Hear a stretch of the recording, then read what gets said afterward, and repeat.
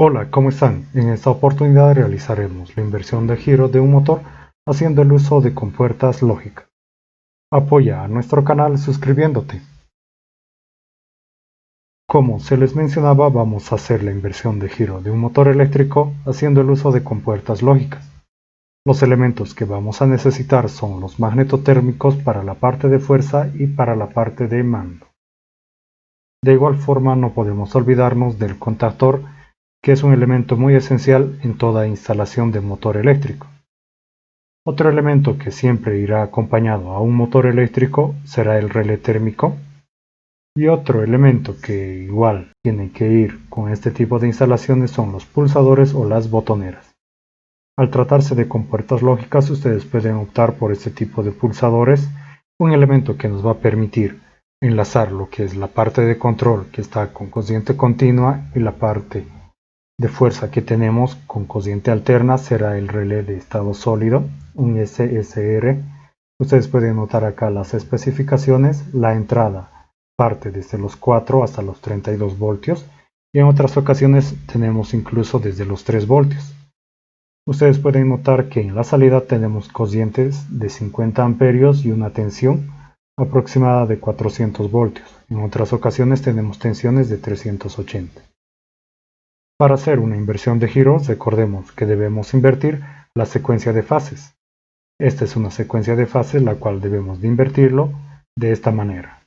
Eso lo vamos a realizar en la instalación de fuerza. Muy bien, aquí ustedes ya pueden apreciar los elementos que vamos a utilizar: los magnetotérmicos, dos contactores KM1 y KM2, el relé térmico que siempre va acompañado hacia el motor, y de igual forma vamos a utilizar las compuertas lógicas.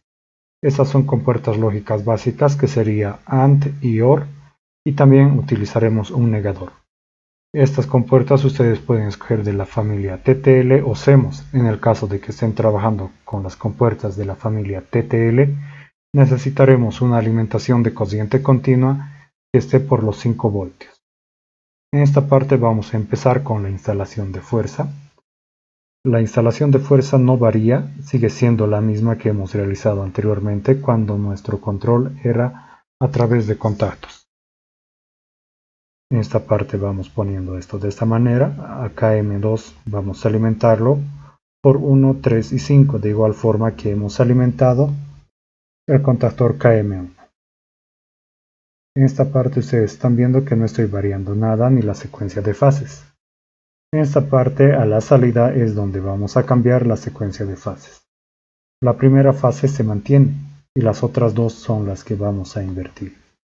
Esta se va a ir a este otro extremo y de 6 vamos a llevar hacia 4. De esta forma. Noten que en esta parte, si nosotros accionamos KM1 y KM2, estaríamos produciendo un cortocircuito. Es importante que KM1 y KM2 no funcionen al mismo tiempo. Empecemos con la parte de mando. Tenemos un pulsador de parada al cual alimentamos con positivo, y de igual forma vamos a alimentar a los demás pulsadores de esta manera. Noten que estoy alimentando cada uno de los pulsadores de esta forma. Lo que necesitamos ahora son los pulsadores de marcha, que vamos a conectar a su respectiva compuerta, y esto terminamos conectándolo de esta forma. Y esta salida sería ya la salida para el primer relé de estado sólido, que comandará la primera bobina del contactor KM1. Y finalmente su extremo terminaríamos llevándolo a negativo. El pulsador de parada debe conectarse de esta forma. Esto es lo que debemos de conectar. No nos olvidemos la realimentación del circuito, que viene de esta parte. Esto va a la primera compuerta, como ustedes pueden apreciar, de esta manera. Lo mismo vamos a realizar con el segundo apartado de compuertas que tenemos en esta parte. En esta parte nosotros trabajamos con corriente continua, en la cual no tendremos ningún problema. Estaríamos utilizando 5 voltios si se trata de una compuerta lógica o de compuertas lógicas que sean de la familia TTL. En caso de ser de la familia CMOS, tendríamos que trabajar con una tensión superior. Noten que esta sería una salida y el pulsador de parada de igual manera vendría conectado a este punto, de esta manera. En esta parte necesitamos una realimentación, la cual la vamos a conectar de esta forma.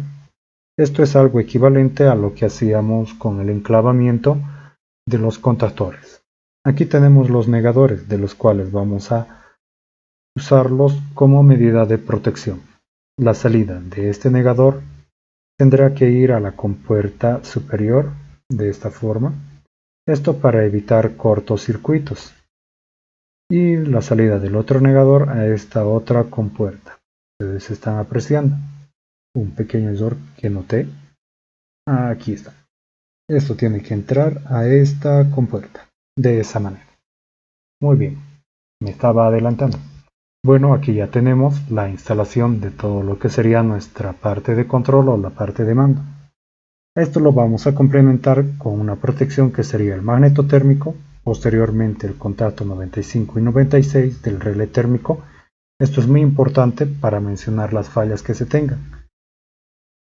Y a la salida del mismo relé de estado sólido conectamos la bobina del primer contactor KM1 y finalmente tendríamos que cesar el circuito de la bobina en A2 con la otra fase que corresponde.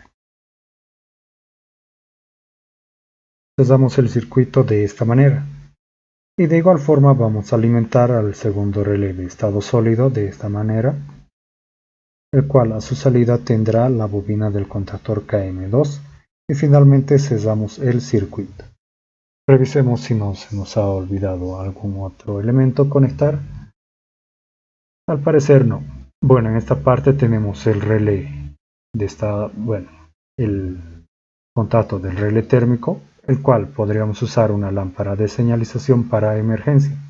Los elementos de señalización los dejo a su criterio. Ustedes escogen cuáles son los elementos que les conviene señalizar y cuáles priorizan. Muy bien, parece que no se nos ha olvidado nada. Empezaremos con la simulación. En esta parte vamos a accionar los magnetotérmicos de la parte de fuerza y de la parte de mando. Esto es principalmente para proteger lo que es el relé térmico y las bobinas de los contactores. Empezaremos con el pulsador de marcha del primer sentido de giro.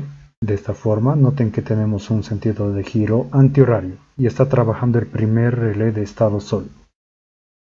Para accionar el segundo sentido de giro o el sentido de giro horario necesitamos pulsar S3, pero no podemos accionarlo. Ustedes noten, no se puede accionar porque en esta parte ya está siendo accionado KM1 y no podemos accionar el segundo contactor porque produciríamos un cortocircuito.